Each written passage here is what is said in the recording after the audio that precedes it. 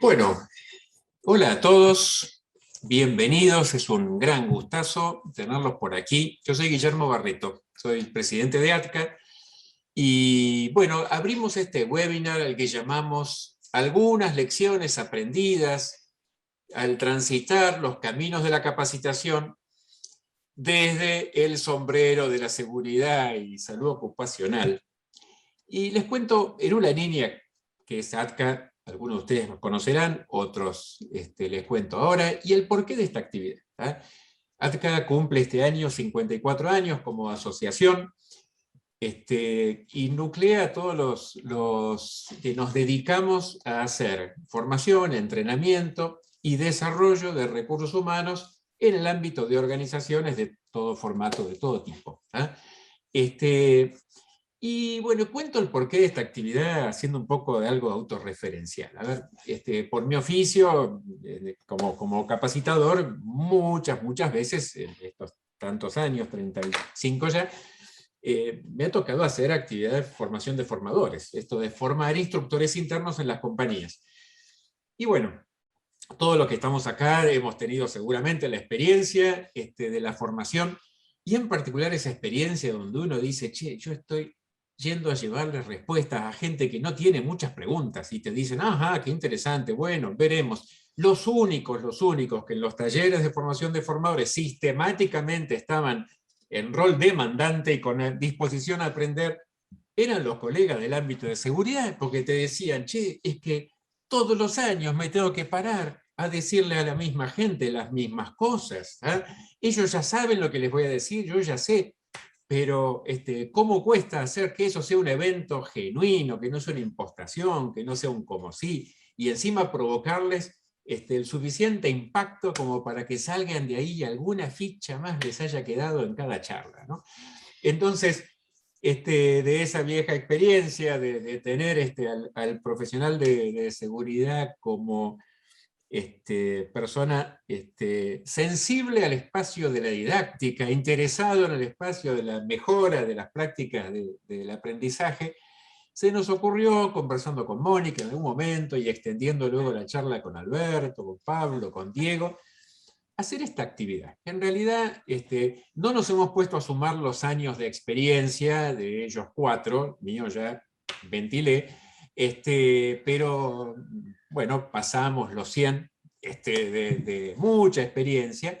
Y esta idea de lecciones aprendidas no tiene ninguna pretensión de ser algo ni definitivo, ni acartonado, ni escrito en bronce, sino reflexiones en voz alta, desde cuatro perspectivas bien diferentes, desde experiencias diferentes, y con la idea de poner sobre la mesa, dar vuelta algunas cartas sobre la mesa, para seguir jugando juntos después. Y probablemente ese jugar juntos después pueda ser encontrarnos más adelante, en otro espacio, con más tiempo, ya sin esta urgencia de la horita del webinar, como para profundizar algunos de estos aspectos. Así que en ese sentido ya voy adelantando invitación para algún otro momento seguir la charla. Bueno, ¿cómo vamos a estar abordando esto?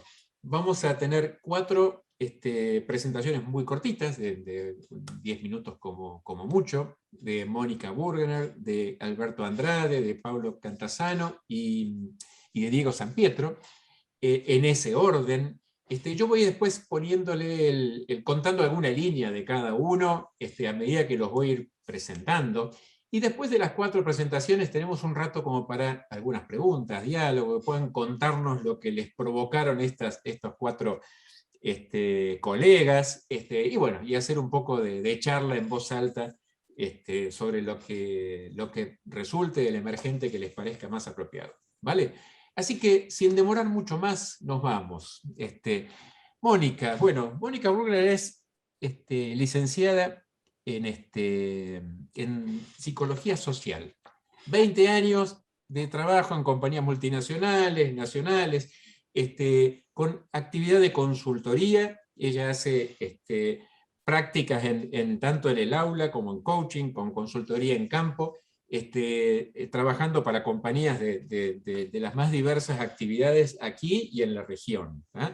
Y Mónica, ponele título y arrancamos ya a lo que nos querés contar. Sí, bueno, inicialmente quería agradecer a ADCA este espacio, digamos, para compartir, agradecer, digamos, esta invitación. Y un poco reforzando lo que vos decías, Guillermo, la idea es compartir estas experiencias, ¿no?, que uno ha tenido en este recorrido profesional, y justamente para los que no me conocen, comentar justamente esto, ¿no?, reforzar que si bien he abordado esta temática de la seguridad, siempre lo he hecho desde un lugar más relacionado justamente con la cultura, con el comportamiento, y por ende también con este tema de capacitación y formación, ¿no es cierto? Porque no soy técnica, ¿sí? Quería primero hacer también algunas aclaraciones, ¿no? Cuando estuvimos inicialmente pensando en una temática para esta actividad, surgieron muchos temas. Sin embargo, me quise circunscribir a uno que aparentemente, digamos, es muy simple, ¿sí? Pero no por eso suele tener de alguna manera algunas complicaciones. Y el tema que elegí tiene que ver con el alcance de las capacitaciones y el alcance de las actividades de formación, ¿sí? El impacto que estas actividades tienen en las organizaciones. ¿Por qué elegí este tema? Bueno, primero porque este ámbito es de un espacio, digamos, de público abierto, ¿no? También porque hemos convocado en cierta medida a jóvenes profesionales, a técnicos, que están dando sus primeros pasos también, digamos, en el área de la seguridad.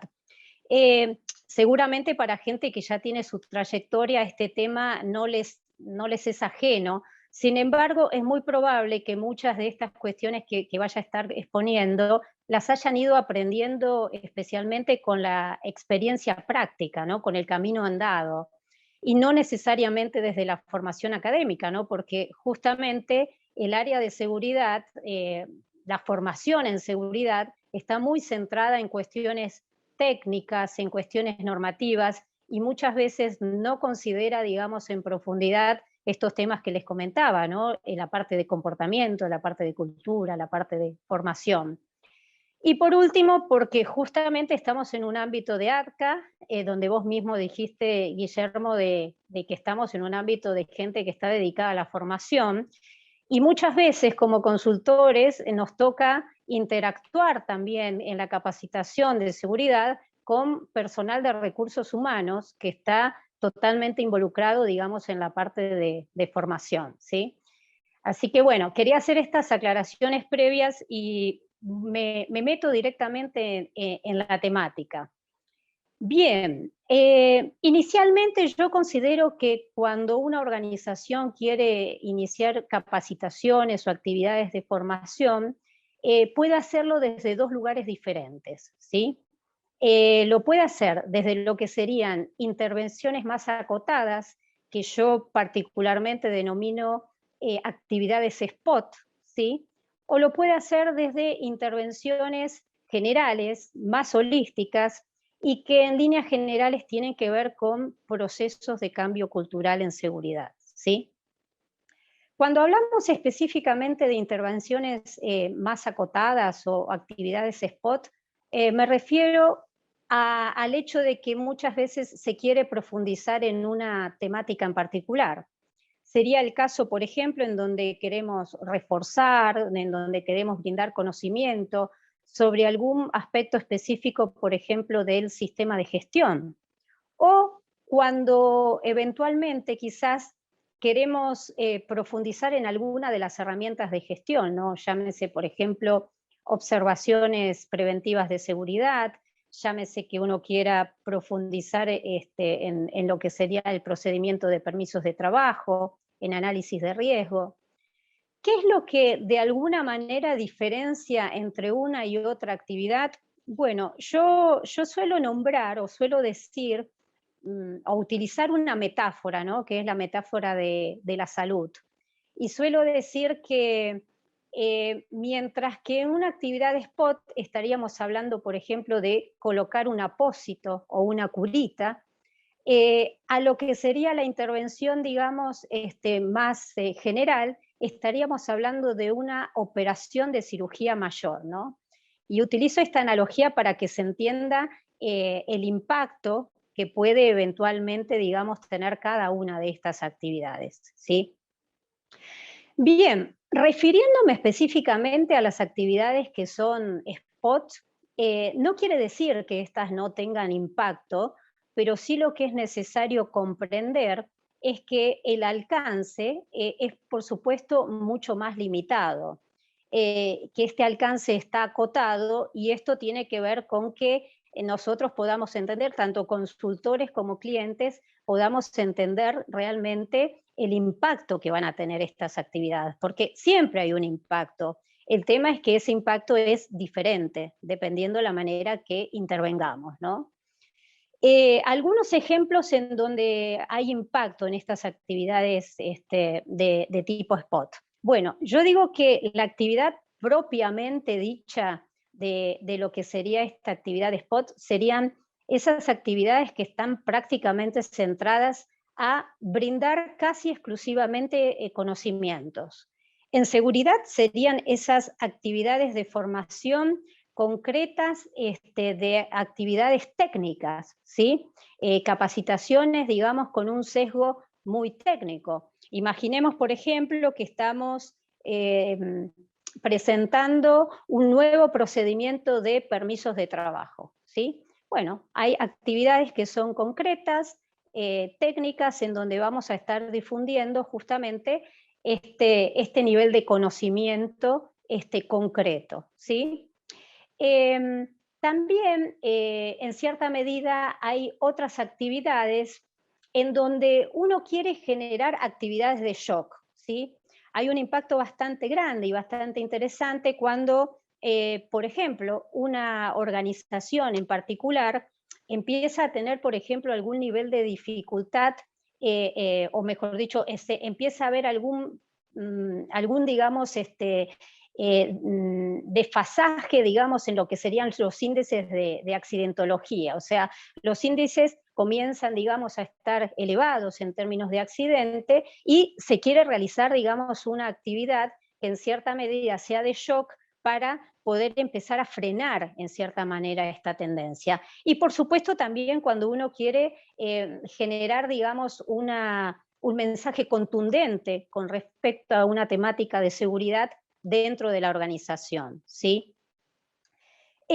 Por otro lado, también estas actividades spots se dan, por ejemplo, cuando no tenemos quizás en este momento el presupuesto necesario, no tenemos el tiempo, las agendas no dan de alguna manera para realizar una actividad, digamos, en profundidad, y muchas veces estas actividades spot ayudan. De hecho, yo siempre digo que es mejor hacer algo a no hacer nada. De hecho, si vemos un poco todo este contexto de pandemia del 2020, por supuesto que no se realizaron, por lo menos en mi caso, no realicé actividades en súper profundidad, pero sí actividades que justamente pudieran ir manteniendo medianamente la importancia del tema, ¿no? Aunque, insisto, no con un alcance, digamos, con tanta profundidad. Otro de los aspectos que también es importante... Es de la fila 19 a la 23. Perdón, creo que hay un micrófono abierto, ¿no? Bueno, otro de los aspectos es, por ejemplo, cuando uno quiere que en una organización aumente la percepción de importancia, digamos, de un tema, en donde puede estar desarrollando algunas actividades para lograr este cometido, aún sabiendo que quizás no se va a poder entrar en tema, digamos, en un corto plazo.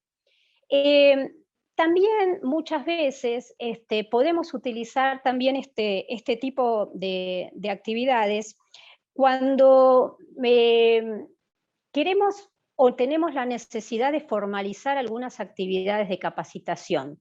Muchas veces, y especialmente para la gente que está en recursos humanos y la que está en contacto con aquellas personas que llevan adelante el plan de capacitación de seguridad, a veces hay algunas temáticas que están instaladas en ese plan anual y necesitamos instalarlas a través de actividades que son disparadores, pero que no necesariamente quizás van a llevarnos a tener todo un nivel profundo, digamos, de compenetración durante ese año, ¿no? Y generalmente a veces esto está también planteado por etapas y por ahí dentro de lo que sería otro plan de capacitación para otro año, esto puede tener, digamos, algún nivel de profundidad mayor.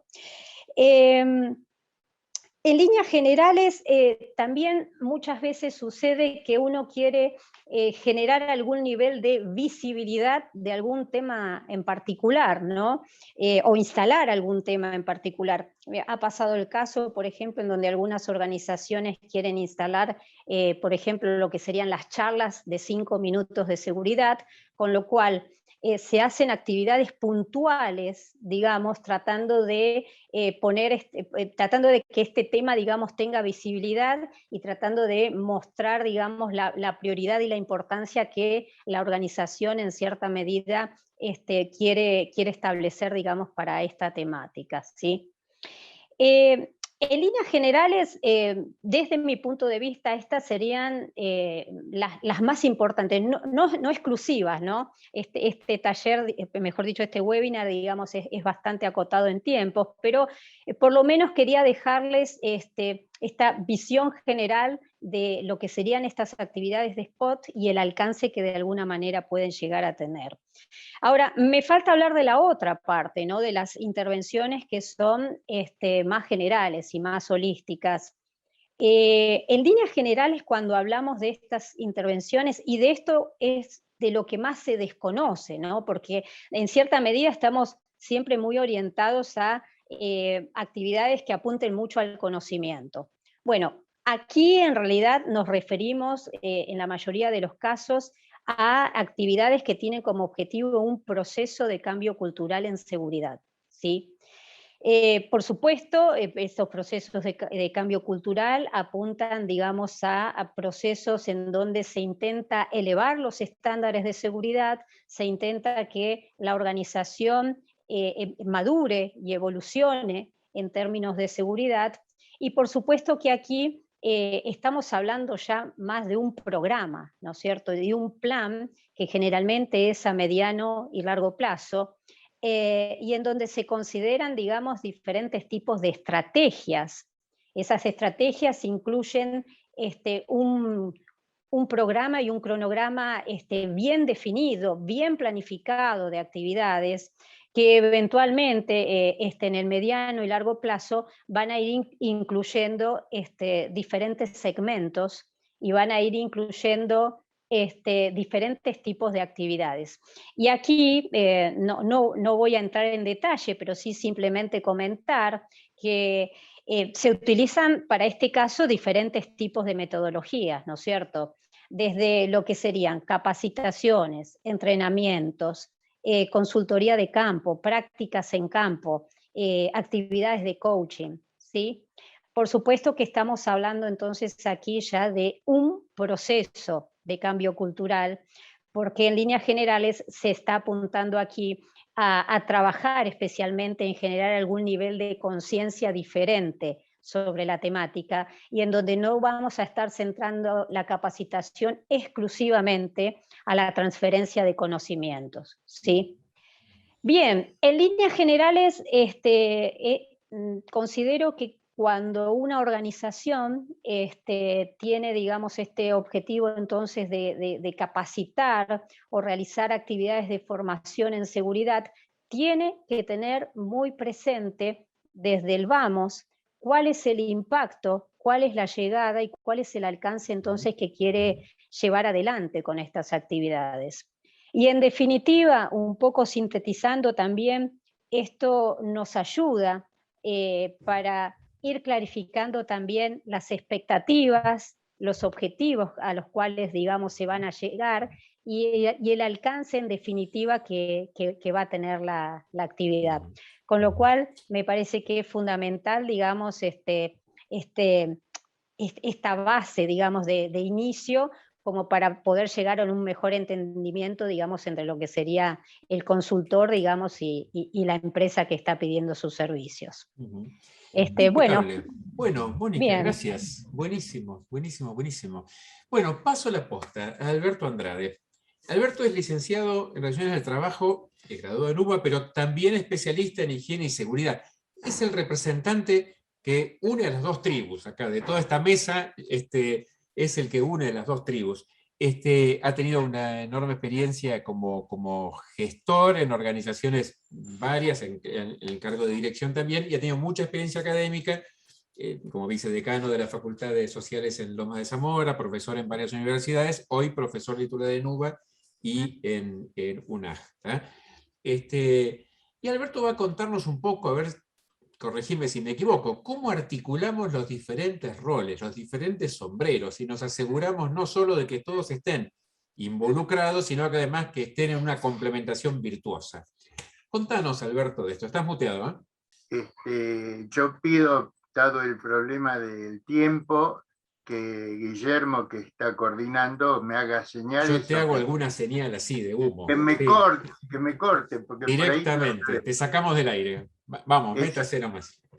No, la idea es, de acuerdo a lo conversado en reuniones anteriores dentro de ADCA, ver la importancia de llegar a tener, con las experiencias que tenemos cada uno, que por supuesto son bastante ricas y distintas, ver cómo podemos ir marcando algún tipo de modelo que nos ayude a ser más eficientes. Esto es el tema principal. Por lo tanto, si empezamos a dedicarle un tiempo muy breve, vamos a ver cómo podemos analizar aquellos aspectos principales de las experiencias vividas por cada uno, en este caso, yo personalmente, a través de la consultora, a través de la docencia, porque cuando estábamos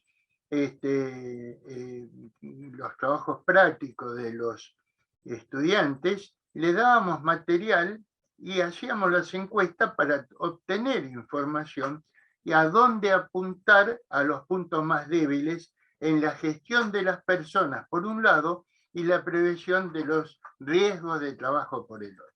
O sea, esto es el tema planteado.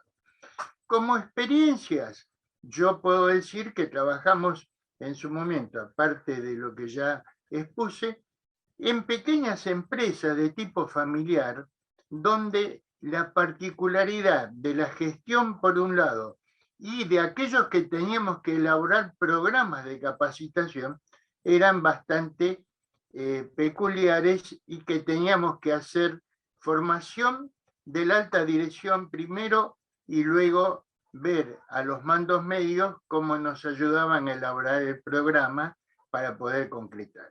Nos costaba bastante detectar las necesidades de capacitación para este rubro. El otro tema estaba también la experiencia del área salud. Yo fui director de hospital, no soy médico, director administrativo, y también estuvimos en la gerencia de varias instituciones privadas de salud, sanatorios. Y ahí sí, con la consultora también estuvimos elaborando programas. ¿Cuál era la experiencia? Que la alta dirección era médico y se preocupaba mucho más por elaborar un programa de formación de becarios, de residentes médicos, para dar cumplimiento con la ley de residencias, porque era mano de obra de formación, pero que al mismo tiempo aplicaba en la prestación diaria como médico de guardia y demás. Si hay algún médico después, quiero que me ayude con algún tipo de consulta, y donde la prevención del riesgo de cualquiera a nivel del listado de personal, como los becarios, como el público que también entra a una institución, porque esta es otra de las características, teníamos que prever aquellos riesgos que podían estar en esos distintos niveles.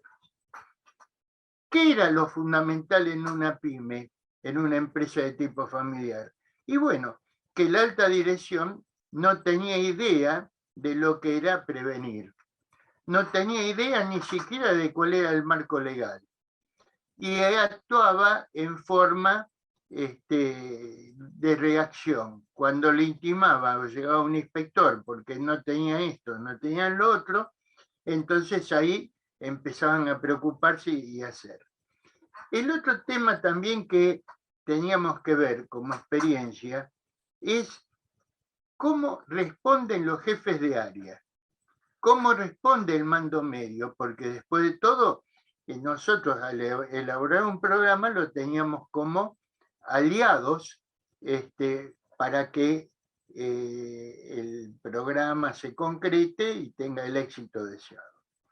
Ahí vimos que muchos se preocupaban de su quintita, de su área, pero no le interesaba el resto.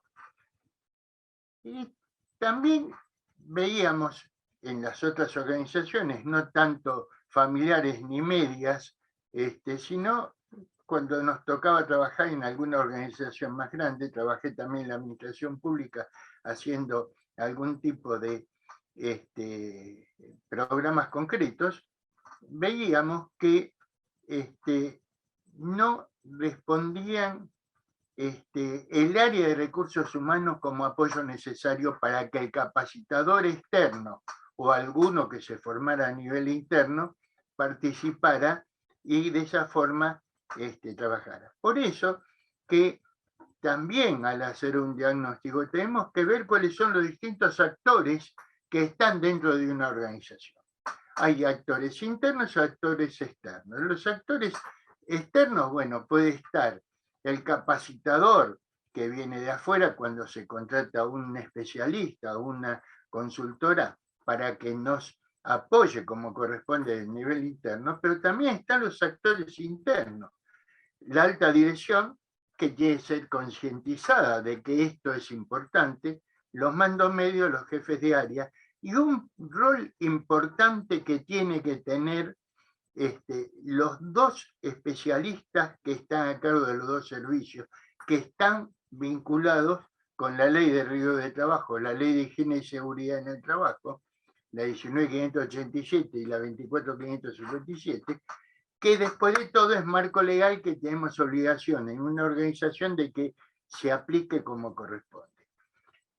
Ahí está el médico laboral, encargo del servicio interno, y el ingeniero en higiene y seguridad, que también tiene que responder a la formalidad. Y en ese sentido tienen que apoyar técnicamente cualquier programa que elaboremos desde el punto de vista de capacitación. Y el otro rol importante está el responsable, el gerente, el director del área de recursos humanos, que tiene que actuar como coordinador de todos esos actores. Yo le doy mucha importancia también a la política que se elabore en la organización. Por lo tanto, el punto cero de un programa tiene que ver cómo vamos a armar esa política. Va a estar vinculada con el estilo de conducción. Si yo tengo un estilo de conducción autoritario, autocrático, tipo Taylor, bueno, como me dijo una vez un dueño de una empresita chica de plástico, que me dice, mira, después de todo, acá el dueño soy yo, y si los que no le gusta que se vayan. E incluso no le importaba porque no tenía idea de lo que era un plan de capacitación con la prevención de accidentes, y no le digo otro tipo de cosas, ni formar a los mandos medios, ni reuniones de... O otro estilo de conducción que sería el estilo participativo, trabajar en grupos, y le quiero decir que eso nos dio mucho resultado, donde las comisiones de capacitación y de formación, y donde estaba también la parte de prevención, estaban participando el representante de los trabajadores, el delegado. Cuando nosotros lo teníamos, el delegado gremial de parte, y esto lo vimos hace unos cuantos años en la Corporación del Mercado Central, que elaboramos un programa, fue un éxito. ¿Por qué? Porque directamente todos iban a participar con cierta con cierto crédito, le vamos a creer a ese programa. El otro tema está también cómo elaboramos un modelo para el futuro. Bueno, en ese sentido, tener bien claro que vamos a tener que integrar todos estos actores de la mejor forma. Segundo aspecto, tener bien claro que acá lo importante es concientizar. Primero la alta dirección, mandos medios y los jefes de área. Y en ese sentido podemos elaborar el programa por etapas de dónde está. ¿Cómo se aprende a prevenir? Haciendo los programas concretos de prevención. Yo siempre digo, ¿cómo se aprende impuestos? ¿O cómo se aprende a liquidar sueldo? Liquidando. Y esto es igual. La acción repetitiva, permanente, se puede hacer. Pensemos que es programa de formación o de capacitación para prevenir riesgos. Y cuando hablamos de prevenir riesgos, en los dos niveles, tanto prevenir accidentes de trabajo como prevenir las potenciales enfermedades profesionales que también le dan muchos dolores de cabeza a las organizaciones. Alberto, si te corto acá, ¿me matas mucho? No, ¿O cerramos? Cierre, dale. Cierro un poquito. Dale. ¿Qué quiero decir? Que en ese sentido refuerzo trabajar en equipo. Para mí es muy importante, y fíjense en que ahora está ahí proyectos de crear las comisiones permanentes de prevención de accidentes de trabajo con los representantes sindicales, y yo creo que tenemos que anticiparnos a eso, y también la forma de llegar a hacer auditorías de lo que se hizo el plan anterior. No tiene sentido hacer un programa de capacitación hoy y al día siguiente o al año siguiente no hacerlo. Y otra de las cosas que también hay que anticiparnos a no hacer los dibujos de un programa de capacitación, que le hacemos firmar y no hubo cursos, o se hizo un plan de evacuación, un simulacro, y resulta de que se presenta solamente el dibujo para cumplir con la ley. Dejo después lugar a profundizar los temas. Perfecto. Y hacer preguntas. Buenísimo, Alberto, muchas gracias. Bueno, habilitamos al tercer invitado, Pablo. Pablo, bienvenido. Estuviste como 25 años en la gestión en YPF, con tu título de ingeniero industrial, posgrados en ingeniería laboral, ingeniería ambiental y administración de empresas, y estos 30 años ya de experiencia también ahora haciendo consultoría, y nos vas a contar sobre las reglas de oro. Adelante. Ok, buenas tardes a todos. Muchas gracias por la oportunidad a ALCA y a todos los que están participando. Estamos en un mundo que está excediendo la virtualidad, estamos todos muy saturados de Zoom, así que agradezco que estemos acá compartiendo unos minutos. El caso que vamos a ver lo elegí entre, obviamente, como decía Guillermo, me comentaba o nos comentaba en los años que he tenido de profesional, tenemos infinidad de lecciones como para compartir. Elegí uno que tal vez por ahí, un caso que no se puede replicar mucho por orden de magnitud o porque sean industrias diferentes, pero me parece que podemos sacar, o puede sacar el equipo, una serie de acciones que vayan hacia lo que recién Alberto comentaba, que era el tema de la prevención de incidentes. Para introducirnos en el tema, digamos, lo que les voy a compartir a ustedes se inicia, ahora lo considero como una anécdota, pero hace unos años nos convoca a nuestro máximo nivel operativo de la compañía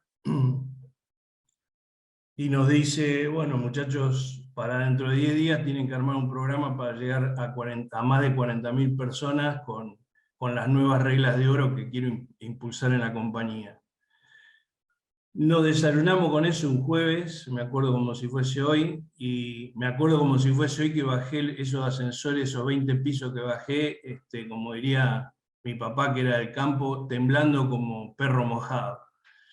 Así que bajamos y el equipo ahí empezó a contar los soldados que teníamos y la herramienta que íbamos a disponer para encarar ese desafío que tenía una magnitud enorme, ¿no? Y que lo tuvimos que desarrollar en un equipo multidisciplinario.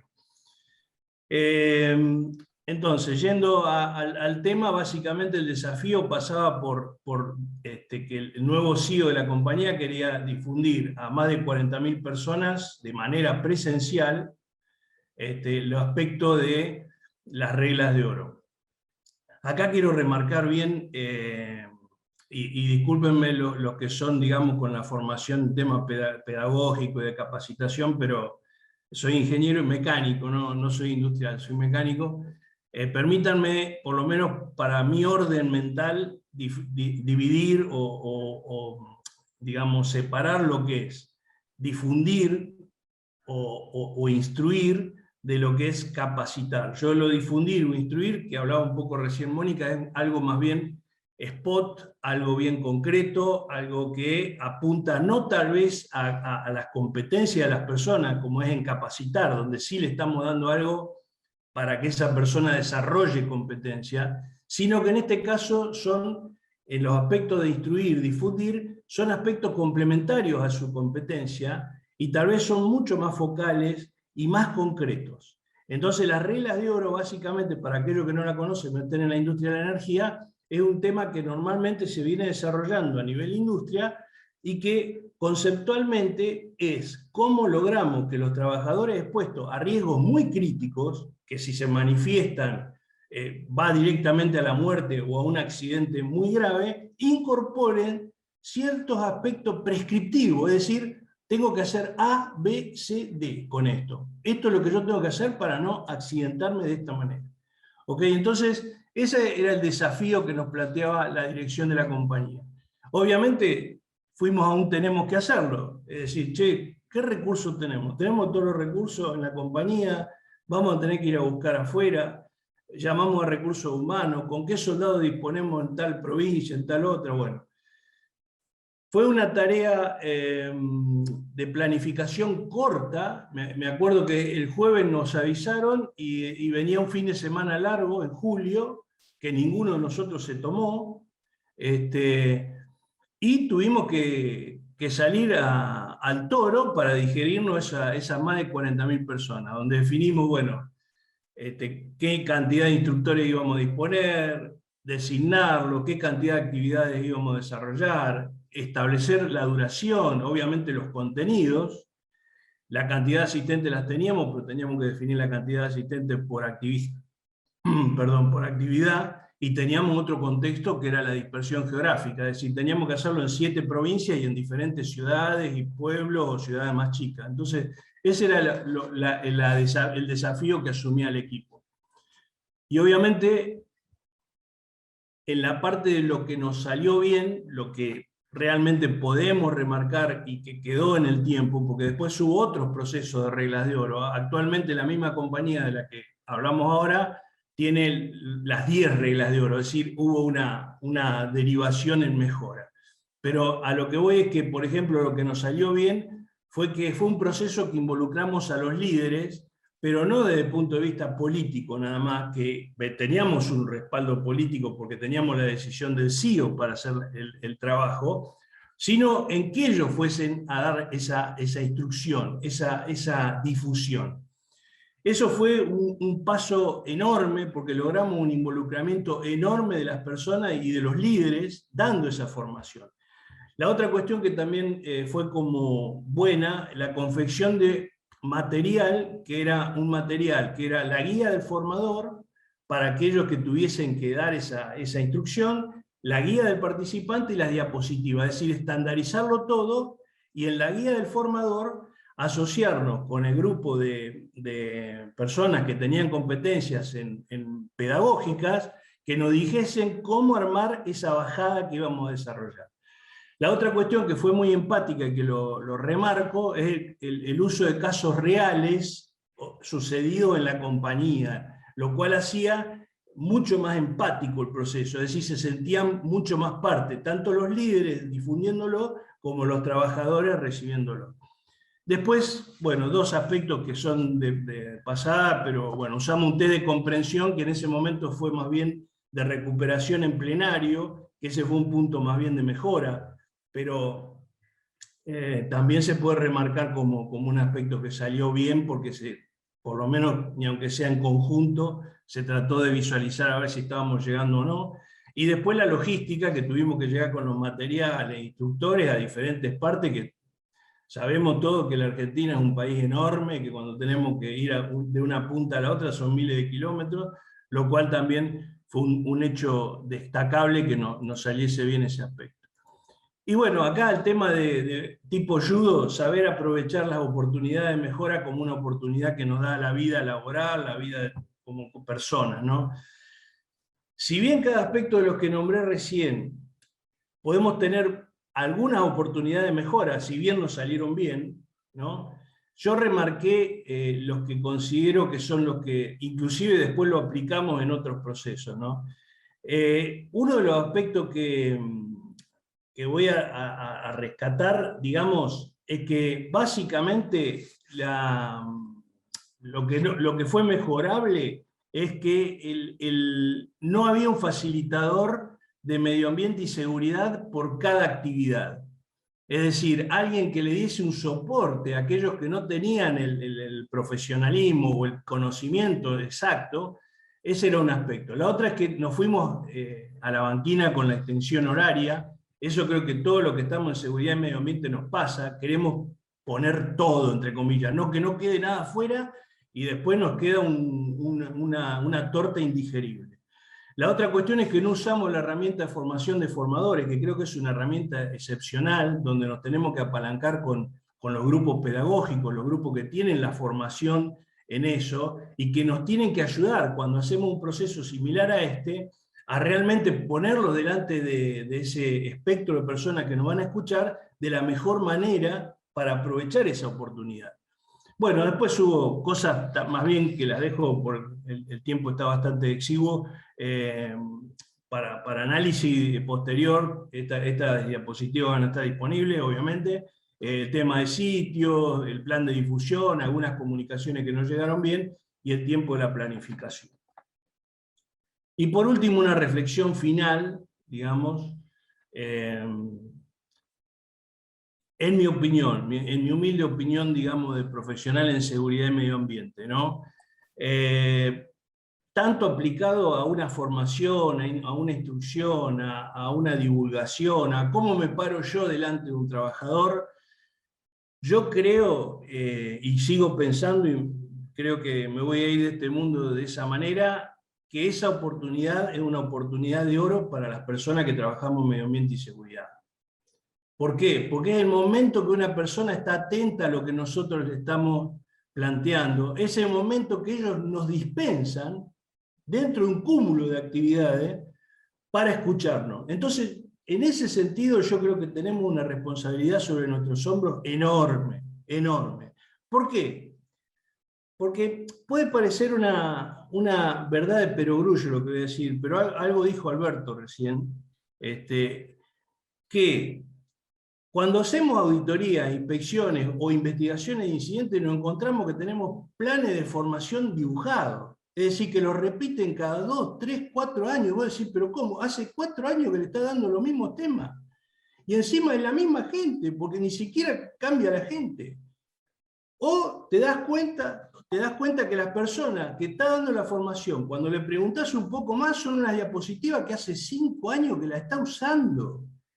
Entonces, desde ese punto de vista, y soy enfático, tal vez me voy un poco con ese énfasis, pero me parece muy importante. Esto lo armé yo, no lo saqué de ningún libro, discúlpenme si no es academia, es solo experiencia. Está perfecto. Es planificar, ensayar, escuchar a nuestros capacitandos, fundamentar, cuando yo tengo que fundamentar algo en contrario a lo que él me está planteando, y obviamente el respeto que está siempre.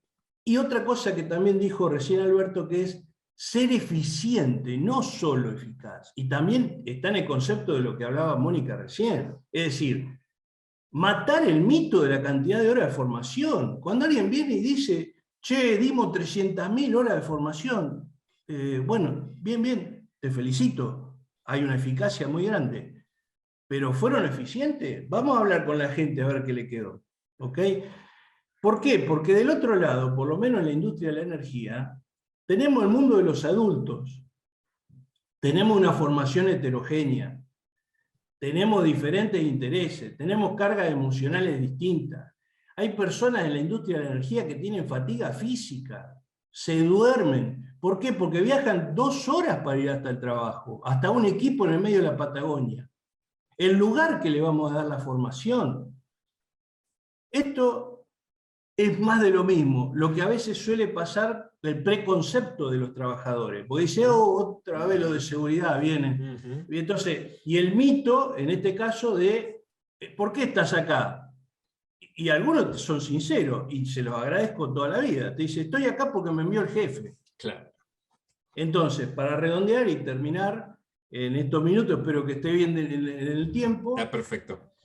Entonces, lo que digo es, tenemos y tienen todos los equipos una gran responsabilidad para que cada oportunidad que yo decía recién, que nos dan los equipos, las personas que se nos ponen adelante a escucharnos, aprovecharlos al máximo. Y no tachar los cuadritos, es decir, hacerlo porque lo pide la ley, hacerlo porque fue un requerimiento que me dio el CEO. Entonces, yo creo que en ese sentido, bueno, una de las cosas por las que estamos reunidos acá, creo que porque todos estamos convencidos de que tenemos que ir por este camino.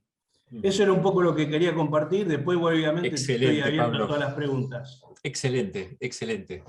Sí, creo que hay algo que bueno, me imagino que nos pasa, compartimos todos, ¿no? Que es que bueno, uno quiere llegar a la casa sintiendo que el día valió la pena, ¿no? Y bueno, a veces dar charlas es cumplir, tildamos, pero ¿valió la pena cuándo? Y valió la pena cuando pude provocarle algo a alguien, ¿no?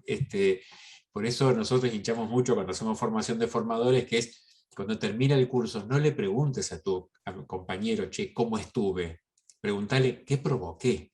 Porque no me importa cómo estuviste. Esto es una anécdota cómo estuviste. En ese sentido, lo importante es lo que hayas provocado en otros, ¿no? Antes de que hable Diego, en ese sentido rescato algo, una caricia para Mónica. A ver. Mónica, por ejemplo, fue una persona que hace unos 6, 7 años marcó, en el caso mío, desde el punto de vista del coacheo laboral, un antes y un después. Mirá, lo digo qué bueno, porque qué bueno, es bueno que lo sepan los Está equipos. muy bien, ahora que no te escucha nadie, está muy bien, está muy bien. Bueno, Diego, para cerrar, Diego, primero, tiro el título. El tema es cómo inicio, cómo despierto estos procesos de transformación cultural. Pavada de tema y como cierre, broche de oro. Diego es ingeniero electrónico, posgrado en especialización en higiene y seguridad, 30 años de experiencia en organizaciones de adentro y de afuera. Así que contanos cómo diablos, ¿dónde está la punta del ovillo para estos procesos de transformación cultural? A ver, gracias Guillermo por la introducción. No sé si es dónde está la punta del ovillo o tratar de contar dónde estaban o cuáles fueron las piedras con las que nos tropezamos en algún momento. Y me vino, así como comentaba recién Pablo, me vino a la mente hace 2 o 3 semanas, me suena el celular, un número, no era número privado, aparecía el número, pero no lo tenía agendado. Una consultora de recursos humanos, un headhunter podríamos llamarle, que andaba buscando un gerente de EHS para una importante industria, una agroindustria, porque estaban encarando un programa de transformación cultural. Y bueno, ahí me vino muchos recuerdos y un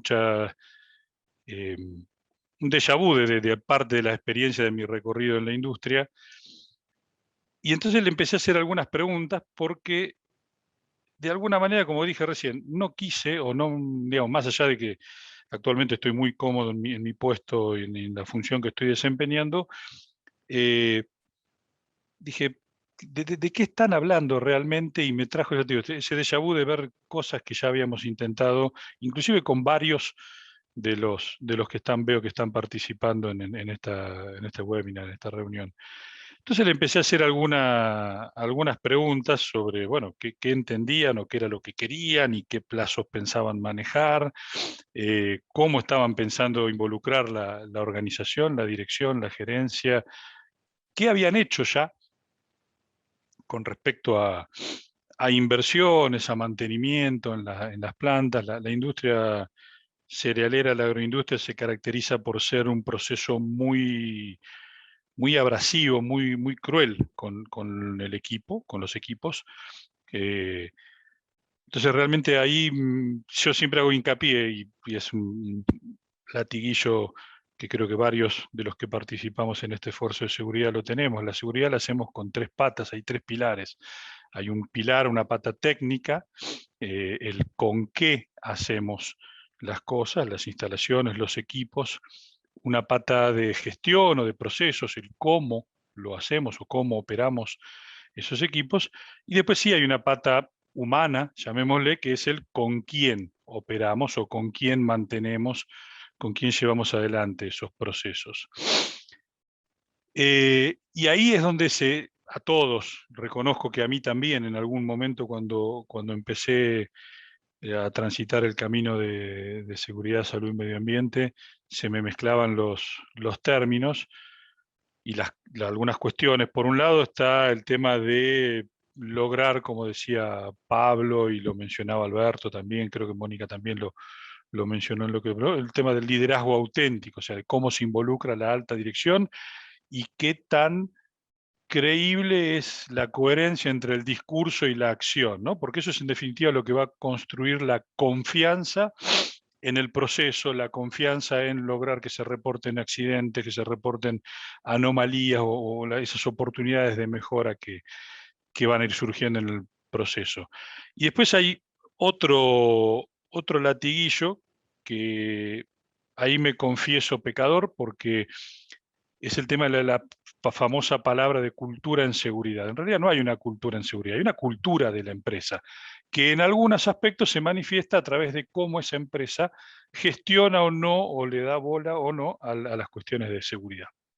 Y después empiezan otras cuestiones ya más modernas o más cercanas en el tiempo. Hay cuestiones de la teoría de la alta confiabilidad que se aplican mucho más a la industria aeronáutica, a la nuclear, y ahí en ese tema no me quiero meter porque no me quiero ni me podría meter porque no tengo ninguna experiencia.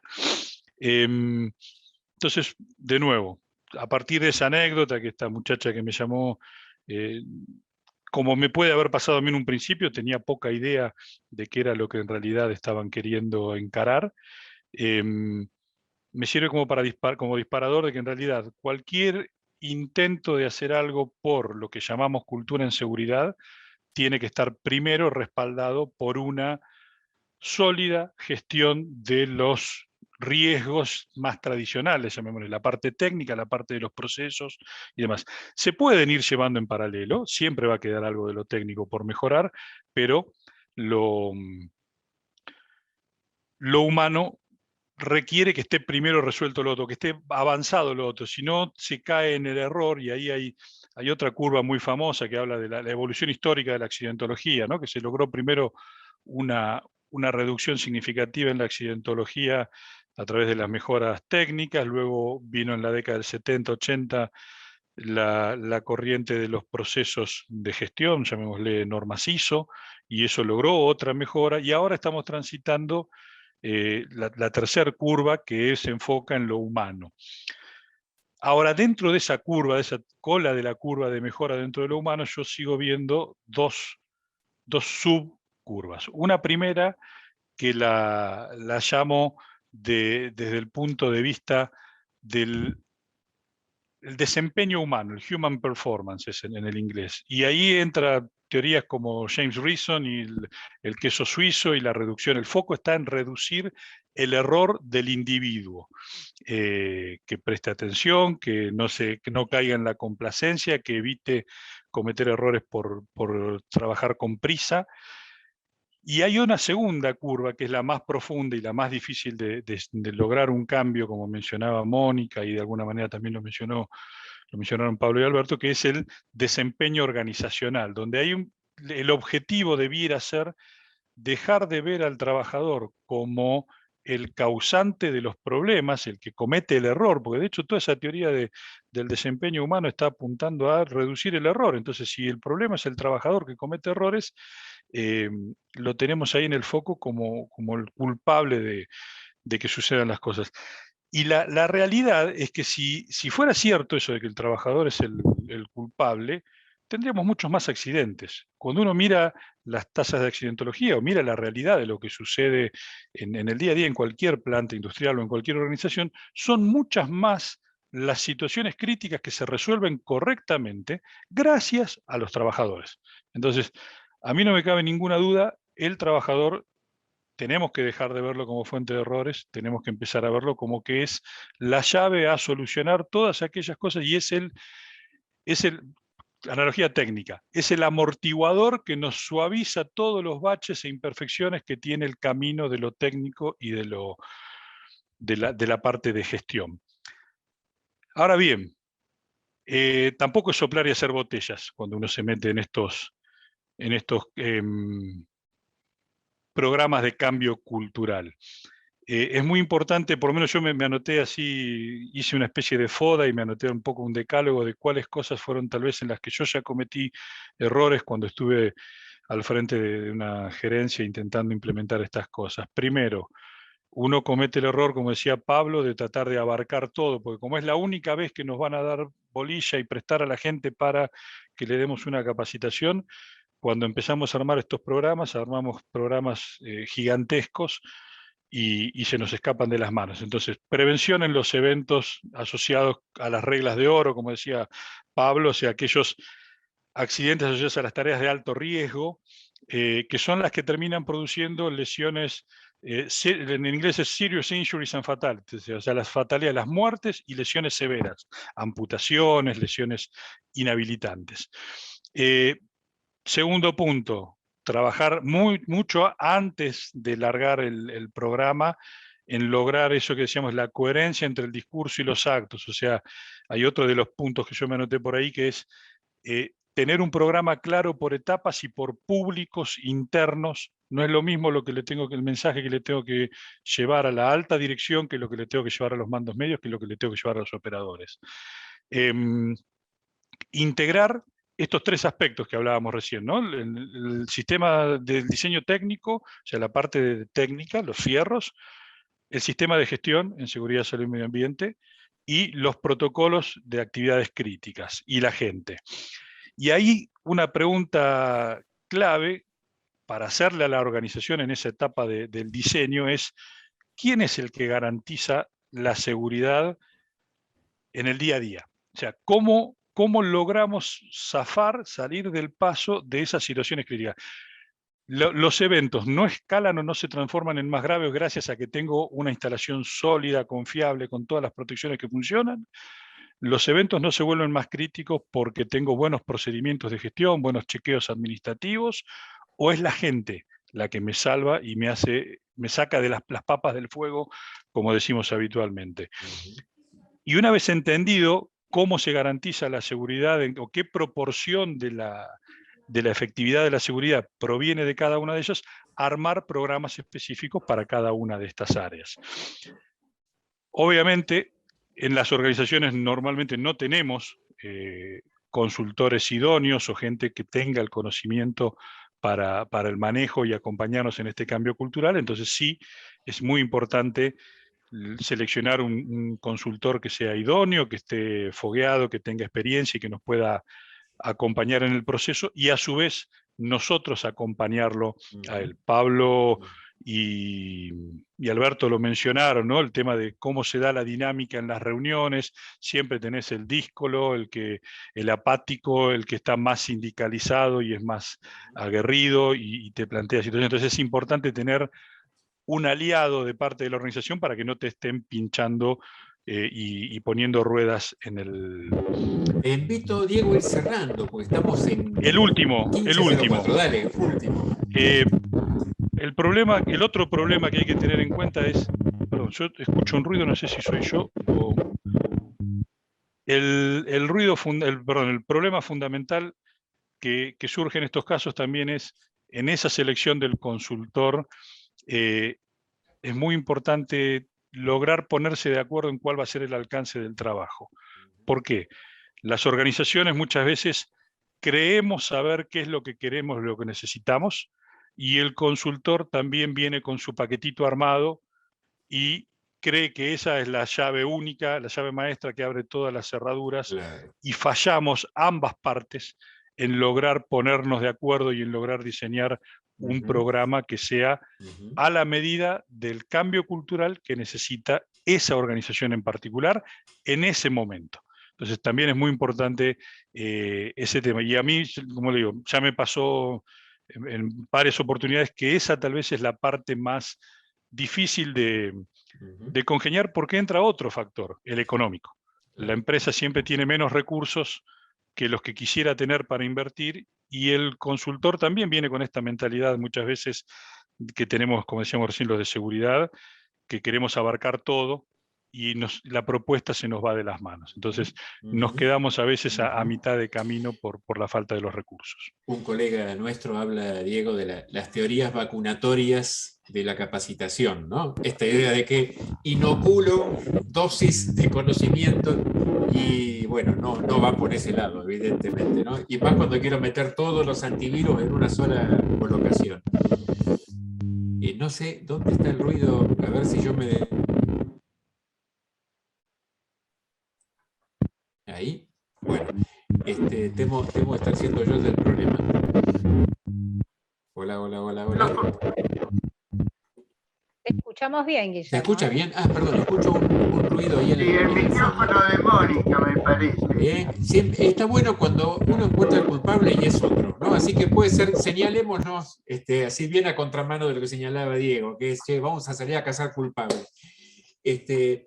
Se me ocurrían dos reflexiones después de escucharlos y vamos a habilitar un espacio de unos 10 minutos de preguntas. Uno es, yo siento que el tema de la seguridad y la salud en el trabajo es quizás el único tema donde no debiera haber fisuras entre el interés del trabajador y el interés del empleador. ¿tá? Es el único, me parece que el único tema donde si el empleado dice suscribo al 100% los objetivos de mi jefe, no está alienado. Y si el empleador dice suscribo al 100% las ganas de llegar enterito al fin del día a la casa y poder preservar la salud del trabajador, no está regalando su empresa. Me parece que es el único espacio donde tenemos una coexistencia de intereses plena posible, ¿no? Y qué picardía, cuánto cuesta alinear esfuerzos, ¿no? De un lado y de otro. Y segunda reflexión que se me ocurre es el oficio de ustedes, de quienes trabajan en seguridad, y el oficio de los que trabajamos en capacitación, creo que tiene una cosa en común. Me va a salir de un modo medio romántico decirlo, que es en definitiva que nos mueve el amor al otro. ¿tá? ¿Por qué un tipo va a dedicar 30 años de su vida para que los otros compañeros, que algunos que no conocen y va a ver nunca, estén enteros, saludables y lleguen a su vida, a su día a día sin que les pase nada? Es un caso de amor, me parece.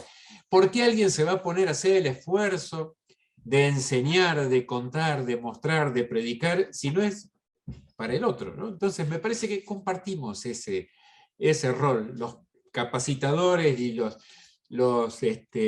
profesionales en seguridad, de que, bueno, trabajamos para otros, nos gusta trabajar para el otro, ¿no? Aún aquel que ni conocemos. ¿no? Por eso me parece tan importante cuando uno está en el aula no pensar en preservarse, en que me salga lindo, sino pensar en que al otro le sirva. ¿tá? Cosa que a veces a los instructores nos cuesta, nos gusta hacer figuritas, estar ahí en la vidriera, y a los consultores nos pasa también un montón. ¿no? Bueno, ¿quién quiere abrir micrófono, preguntar algo? Pregunta cortita y respuesta cortita, y hacemos un salpicón de 4 o 5 preguntas.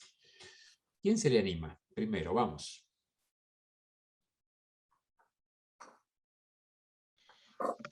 Julio habla, Julio Mercado. Buenas Julio, tardes. encantado, dale. Nada, muy cortito. Ahora con esto de la era de la digitalización y todo esto que estamos yendo a la informática, ¿cómo tienen visto ustedes todo este tema de la formación, de la capacitación? ¿no? Antes uno armaba un programa, era, como decía Pablo o Alberto o Mónica, presencial, el coacheo y todo esto, y hoy la tendencia es llevar todo a la informática, ¿no? Así que un poco ver cómo están viendo ese tema ustedes. ¿Quién toma el guante? ¿Mónica, Diego? Bueno, contesto yo. Dale, Alberto, dale. En principio y después el equipo. Vamos. Primero que todos estamos pasando por cambios, como muy bien decís, los TIC nos condicionan. Nosotros en forma docente. Perdón, tenés el micrófono, Mónica. Sí, no sé por qué. Ahí está. Y entra en corto. El tema que nosotros a nivel docente tenemos en la universidad, sabemos que 2 años que tuvimos cursos virtuales, tuvimos que adaptarnos, todos estuvimos aprendiendo. Vimos cuáles son las ventajas y la diferencia con lo presencial. Yo creo que se tiene que dar las dos figuras en forma simultánea, aprovechar lo que podemos hacer en forma virtual para ser eficiente y no dejar de lado lo presencial, porque el contacto face a face sí nos ayuda mucho para que el otro comprenda. Por supuesto de que tenemos que adaptarnos, que tenemos que ir haciéndolo. O sea, la respuesta es esa, simple. No podemos dejar de elaborar ningún programa sin aprovechar lo que nos da la tecnología, pero sin dejar de lado lo que son actividades informativas. Se me ocurre, Alberto, no sé si estarán de acuerdo, pero en definitiva, y esto nos ha pasado, me parece, con la experiencia también como papás, ¿no? Que todas las escuelas rápidamente el año pasado, cuando vino la cuarentena, se preocuparon por hacer disponibles los contenidos a los niños, pero se dieron cuenta tarde de que faltaba el vínculo, ¿no? Y acá me parece que buena parte de este trabajo de acercamiento de los conceptos y las herramientas para provocar esta cultura de seguridad tiene que ver con contenidos, pero mucho tiene que ver con vínculo. Entonces, puedo tercerizar contenidos en herramientas digitales tranquilamente. Ahora, ¿cómo genero esto que decía Alberto, el 1 a 1, y el vínculo que me haga justamente, que me permita provocar? Si yo soy el gestor del área, provocar esa conciencia que, bueno, va más allá del saber, más allá del conectarse con contenido. Bien, otra pregunta cortita. ¿Quién puede ser? ¿Quién tiene ganas de meterse por ahí? Olá. Rodrigo, adelante. Aqui é Rodrigo de Brasil, sou amigo de Diego San Pietro. Qué bueno. Me perdoe pelo portunhol, pero vou me fazer entender. Está perfecto, adelante. Acá em Brasil há uma iniciativa muito grande de sistema de gestão, agora por la ISO 45001, em outros sistemas, não? Gostaria de saber de vocês como que enxergam os modelos de gestão que estão disponíveis para as companhias e como que gerente, uma pessoa que é o foco da segurança pode escolher qual o melhor sistema a ser proposto por a organização. Há muitos exemplos, pero como fazer a melhor escolha para a organização? Gracias. Bien. Si querés, dale, Guillermo, Pablo, adelante. Sí, le comento un poco a Rodrigo. Rodrigo, buenas tardes, gracias por la pregunta. Obviamente que el marco de las normas ISO es el marco de gestión que se viene usando hace muchos años. La 45001 es más reciente, pero desde el punto de vista del enfoque de seguridad y medio ambiente y en función de mi experiencia y lo que están haciendo las mayores compañías a nivel del mundo, sobre todo en el oil and gas, que es la parte que yo conozco, es ir hacia sistemas de gestión de excelencia operacional, que trascienden los sistemas de gestión típicos. Con esto no estoy diciendo de que no certifiquemos ISO. Lo que digo es que no es suficiente con las ISO particularizadas. Las ISO calidad, la ISO medio ambiente, la ISO seguridad, las ISO que necesitemos. La tendencia a ir a sistemas de excelencia operacional, que para no irme en el tiempo, porque sería hablar otra hora más, es ir a hacer un trabajo como me lo pide, como está exigido dentro de mi organización, con todos los conceptos de disciplina operacional, cultura, lo que sea. Es decir, ya no trabajar con los diferentes sacos, digamos, sobre todo. Me pongo el sobre todo o el gorro de seguridad, me pongo el gorro de medio ambiente, me pongo el gorro de calidad. No, usted, señor, se llama Guillermo, se llama Rodrigo, usted tiene una función, tiene que ir caminando por este espacio. Lo vamos a ayudar, lo vamos a acompañar, vamos a tolerar, entre comillas, sus errores, su factor humano, todo eso. Es decir, la trascendencia viene por el lado de excelencia operacional, que en definitiva, como lo dicen muchas compañías en su leitmotiv, es hacer el trabajo bien hecho. Y ahí incorpora todo el aspecto de cuidado del medio ambiente, cuidado del trabajador, cuidado del producto, cuidado del entorno. Excelente, Pablo. Y en esa línea aparece un acelerador interesantísimo del cambio cultural, que es justamente apoyar la transformación cultural en la transformación de los hábitos y las prácticas, las rutinas. O sea, lo que todos los días hacemos, que muchas veces queda como de lado y sin embargo es el factor constituyente de cultura, ¿no? Los que hablan de cultura, si vamos a Edgar Schein, el padre de la constitución de cultura, dice cultura que es el conjunto de hábitos y prácticas que las organizaciones toman y mantienen justamente como respuesta del aprendizaje que han hecho en la hora de lidiar con el entorno. Por supuesto que esas prácticas son lo visible de un iceberg, hay creencias, hay valores abajo, pero es interesantísimo cómo la transformación cultural de la mano del cambio de hábitos y prácticas se acelera o se facilita, ¿no? Fantástico.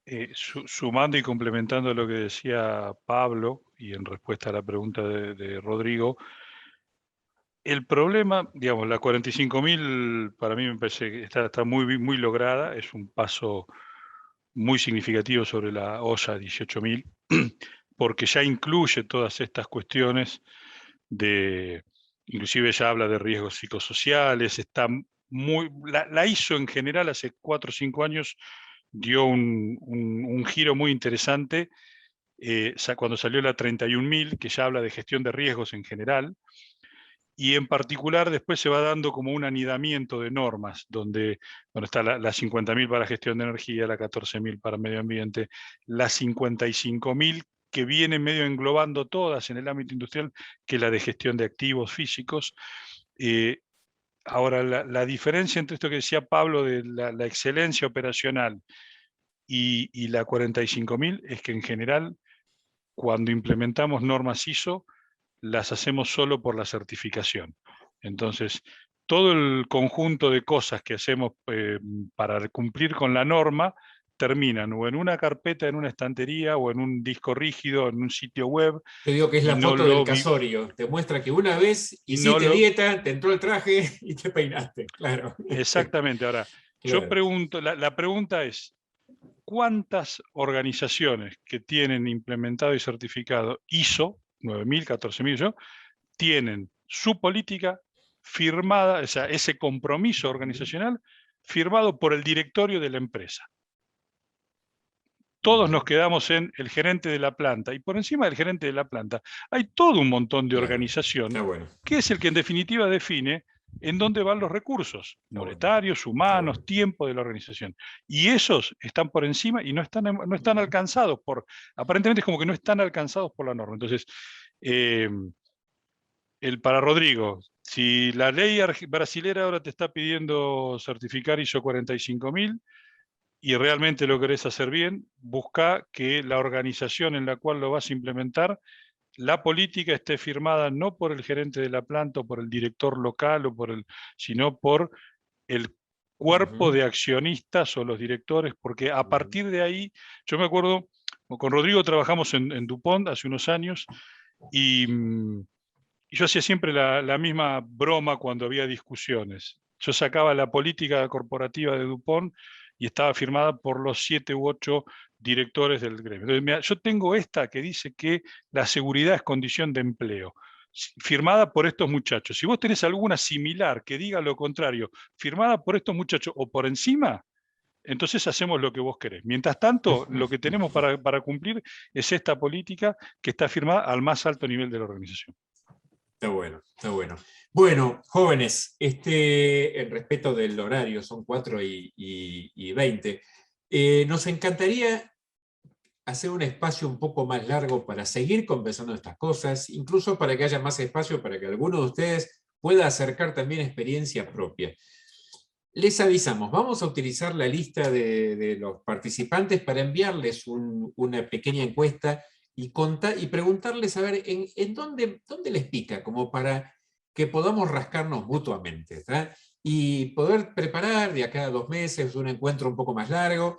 Aquel que tenga casos para presentar o que les gustaría presentar también, poder hacérnoslo saber y de alguna forma hacer un poco más, más profundo y con más tiempo este encuentro donde podemos juntar estas dos tribus, la tribu de la didáctica, de la docencia y la capacitación, y la tribu de la seguridad, y bueno, hacer una buena compilación de experiencias para seguir compartiendo, ¿está? Les agradecemos mucho de parte de ATCA de haber estado, y básicamente a los 4 presentadores, a Mónica, que fue la principal instigadora de esto, con mucha paciencia, fue trabajando el espacio, a Alberto, a Diego y a Pablo, así que ya todos los participantes, ¿tá? Así que les va a llegar una encuesta para profundizar un poco más, y la ideal sería en un par de meses poder encontrarnos a ver cómo podemos seguir afinando esta pasión, ¿tá?